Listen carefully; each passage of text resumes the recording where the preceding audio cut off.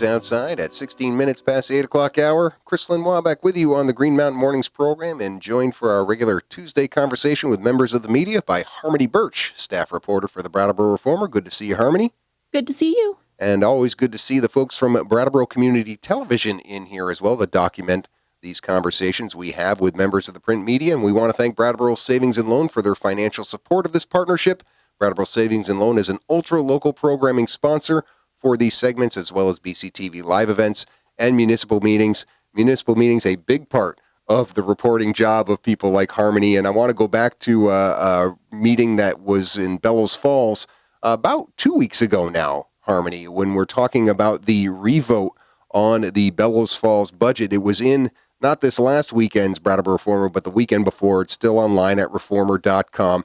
And first thing that struck me was I think there were more people at this meeting for the revote than there was at the initial meeting. Is that correct? By a sizable amount. Yes. I don't know if it was the most people that they'd ever had at a meeting, but it was definitely notable. And the person who ran the meeting said that he hadn't seen that type of turnout in a long time. Almost 200, yeah, which is a really good turnout for any kind of local municipal meeting. And important in this case because to give the listeners a little background here, the reason they had to have this revote on the budget was because of a discrepancy in counting people at the meeting at the first one, right?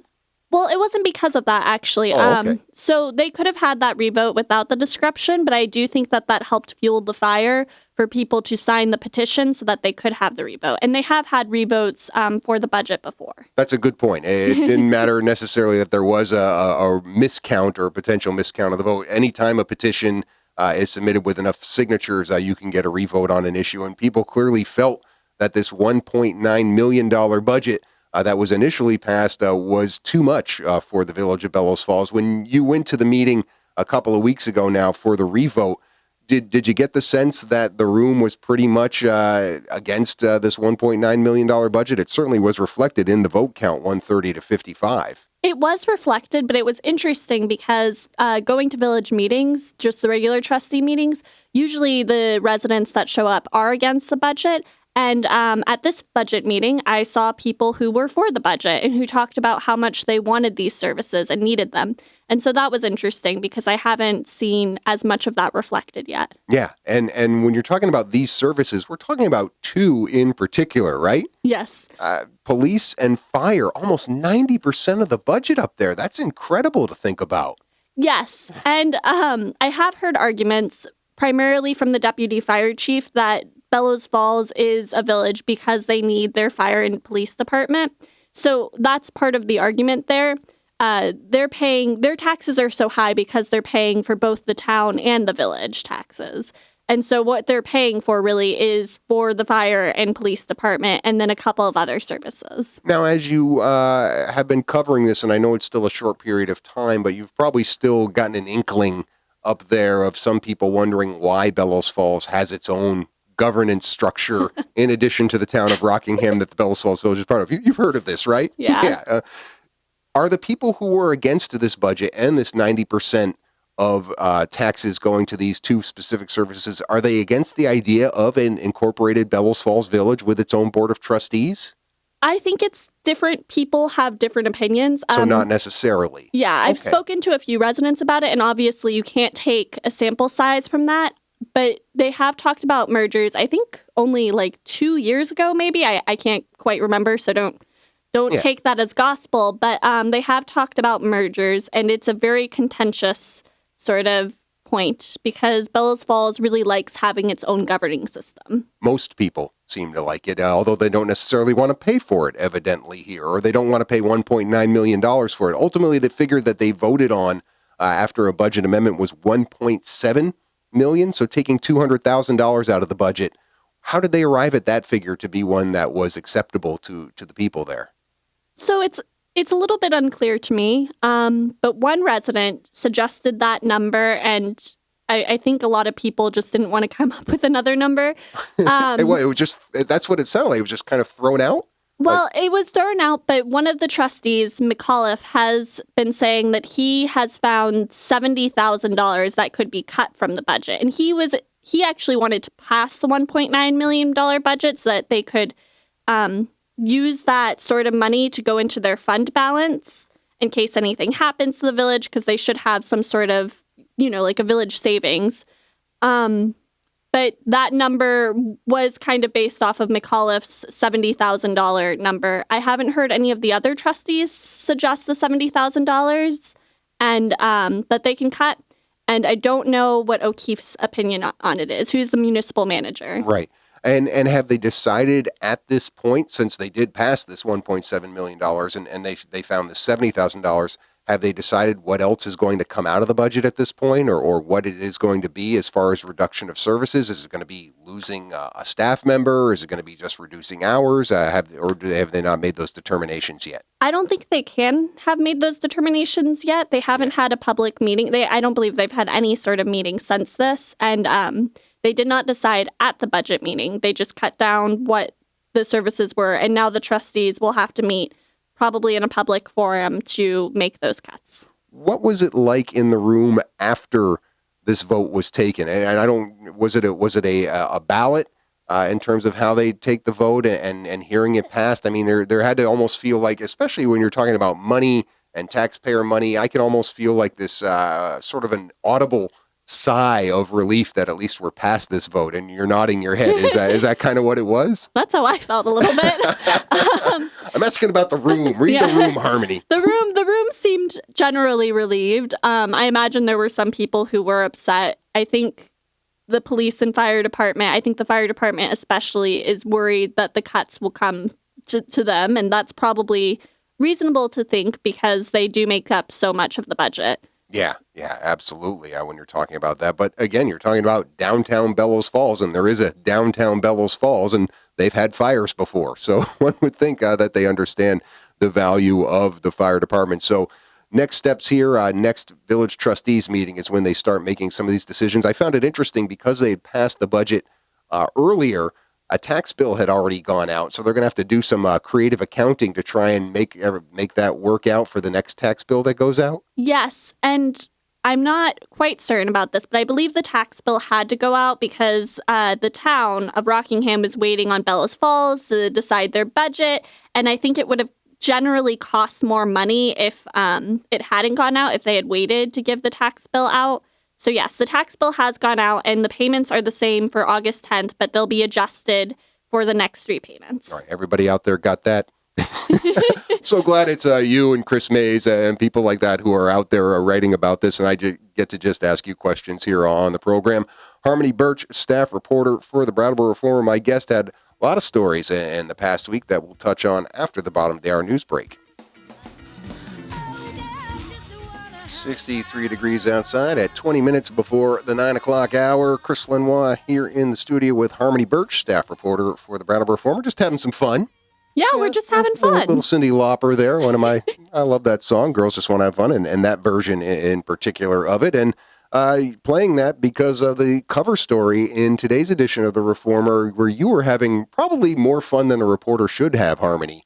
Yes. Covering a story about the Green Mountain Camp for Girls celebrating 100 years. I mean, it comes through in the writing, and I think people should just know that as we talk about it. But so talk a little about what the Green Mountain Camp for Girls is. Okay, so the Green Mountain Camp for Girls is an empowerment summer camp for kids who are 5 to 13, I think. Maybe it's 6 to 13.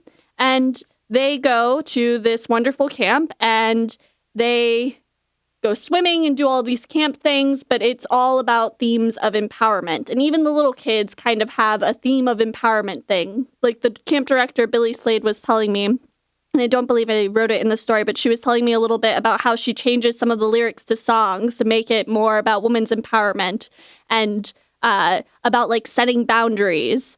And it's just a really cool thing. There's a lot of cute little girls there, and they're all dressed in fun ways, and everyone's laughing and smiling, and they have a cook on site, which is really cool because we never had that at any of my summer camps. And she makes really yummy pastries. I get the sense that you spent more than a day at this camp doing this story, but no, it was just that enriching of an experience. You didn't spend the night there? No, I wish. I don't think they would have let me. Because you talked about how they read the stories at slumber time and everything. I was like, did Harmony spend the night at this camp? No, they just told me about that. I did not. I only spent a couple of hours, but it was a really cool experience, and I think I kind of wanted to go to the camp, but I'm a little too old. Well, and some great details of just depicting a lot of the campers and some of the things they're doing. I love the image of the girl cartwheeling while waiting in line at snack time. I mean, that's great stuff.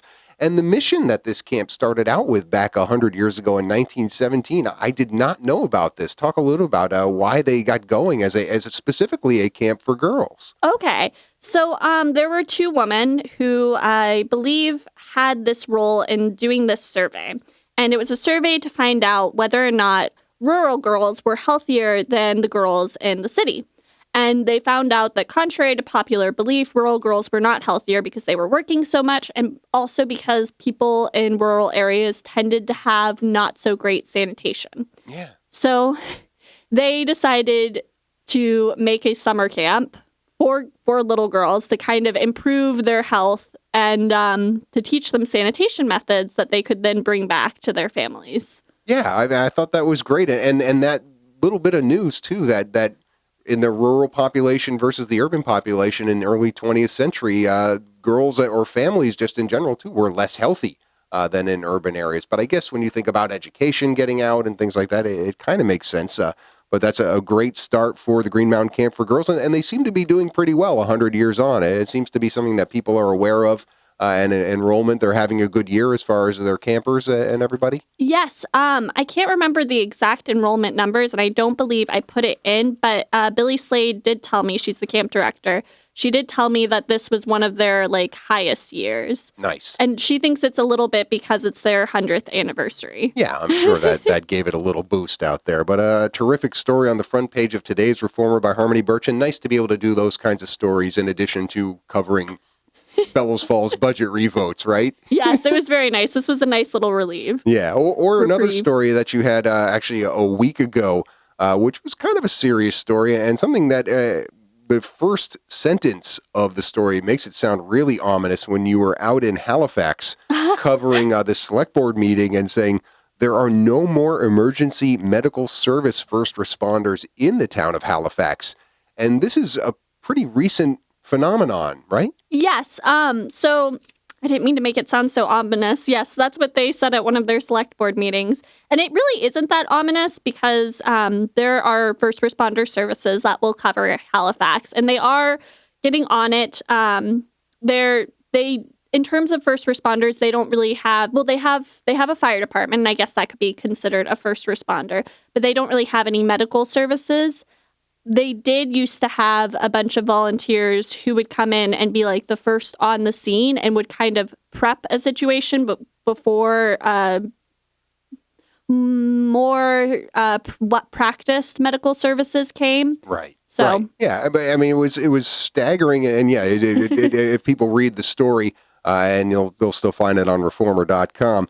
It's not as dire as there are no more services, but the idea that there was 10, maybe 12 first responders before June 30th, and then July 8th, all of a sudden there weren't any. Yeah. Was a little bit curious, right? I mean, that's just not something that happens. It's not like they went from 10 to 5 even or something like that. They went from 10 to 0. What happened? Their certificates expired, and a lot of them probably either moved or they were older and felt like it was time to retire. And it does cost some money to take the class to get certified. So I think that they were just kind of set not doing it. There are some who I think are interested in getting their certificates, and there are some people who are interested in starting to get their certificates for the first time, but they just haven't had the opportunity yet, and they probably won't until around September. Yeah, and the Saxtons River Select Board is taking their due diligence in order to try and help this, and it should be noted that the person who gave them this news was the fire chief, Wayne Courser, and he didn't sound concerned about this, right? Oh, no, he was not concerned. But that's not really his territory. And I talked to a select board member as well. I believe the chair, Louis Sumner. And he also didn't seem too concerned. It's really not that concerning because I believe Wilmington or maybe Whitingham. Yep. I get them confused all the time. Yeah, you're not alone. Yeah. I believe so. Whitingham will be covering them, and Whitingham's close, and they're not too concerned. And the number about of calls that they get there at this point is not high, so No. It's good. But certainly, if somebody wants to get involved, I actually thought this was interesting. I didn't know this, but to be a first responder, you don't need to be 18 years of age. So this is a really cool thing, right? It says EMR candidates are not required to be 18 years of age or older. So something a young person could get involved in. And I think that's really great when you're talking about volunteering opportunities for young people and certainly learning that. I thought that was a really cool thing. I also wanted to ask you about a story that was in last Friday's paper and going across the river to New Hampshire for the town of Wapole and some of their municipal services going smoke-free. But they were already smoke-free. So what's different now about them being smoke-free just because Healthy Monadnock and the Cheshire Coalition for Tobacco-Free Communities has designated them as such? What are they going to do to a smoker if they are smoking in one of these facilities? Essentially just tell them to leave, but now they're being trained to kind of tell them to leave. It's just more official, I guess. They had a non-official policy and everyone just kind of followed it, but now there are signs and people are being trained and kids are being talked to about it more. Yeah, and I don't mean to belittle these. I think these are good initiatives. The Cheshire Coalition for Tobacco-Free Communities and Healthy Monadnock. Walpole's not the only community that this is happening in. It's happening all over Cheshire County, right? Yes, there are 9 communities. I don't believe I list them all, but Wapole is the only one that I believe is in our coverage area. So we spotted them, highlighted them, and then we talked to a couple of other communities within our coverage area who have not officially taken this pledge. Like Hinsdale. Like Hinsdale, yeah, exactly. So get to a public place in Hinsdale and start smoking before they take it away from you. No, oh my gosh. I'm about to get in trouble with Chief Faulkner over there or somebody like that. But they're about to make that ordinance happen probably in Hinsdale as well, and it doesn't sound like there's going to be pushback from it. Well, that's what they are thinking. They have to have a public forum, so they really can't predict. And I think it's probably safe not to make any predictions until you have the public forum because you don't know who's going to come out. Right. And people do smoke more in New Hampshire than the national rate. I thought that was a pretty interesting statistic by Healthy Monadnock. It's not a lot more, but the national rate of smoking, 15.1%. In New Hampshire, 16.3%. And then in the Monadnock region, over 17%. So, there's some work to be done there. And hopefully these towns and these folks will do it. They seem like they're off to a good start. They do. And I found it really interesting being new to this area and not knowing that much, especially about New Hampshire, because their explanation for it was maybe it's because the national... maybe they're poorer in Monadnock. I don't know. Right. Yeah. No. I mean, I think there is. I think they have correlated like poverty levels and smoking rates and things like that, which is ironic considering how much cigarettes cost. Yeah. Right? I mean, so it is something that is kind of self-perpetuating there. Great stuff. That was in last Friday's Reformer as well as online at reformer.com with Harmony Birch's byline. You heading over the river for any other stories coming up, or what you got coming up in the coming editions of the paper? I don't think I'm going to New Hampshire for anything. Let's see. What do I have coming up? I don't know. You know this question is coming every week. Let's see. The one question you're going to get asked on my show. I did cover on Saturday a thing where you kind of get to communicate with horses. It's like a gonging session with horses at the Gerda's Equine Rescue. And this is in Townsend, right by the Dam Diner. And it's really cool. You lay on this beanbag and there's a gonging session and the horses are right there next to you eating and chewing and stuff. And I went to the Blueberry Festival, so that will be coming up, which is in the Deerfield Valley. Harmony eating blueberries and an exclusive interview with a horse coming up in the pages of the Reformer and online at reformer.com and in a couple weeks back here on the show. Thanks for your time this morning, Harmony. Thanks. And we'll be back to wrap up this edition of Green Mountain Mornings right after these messages.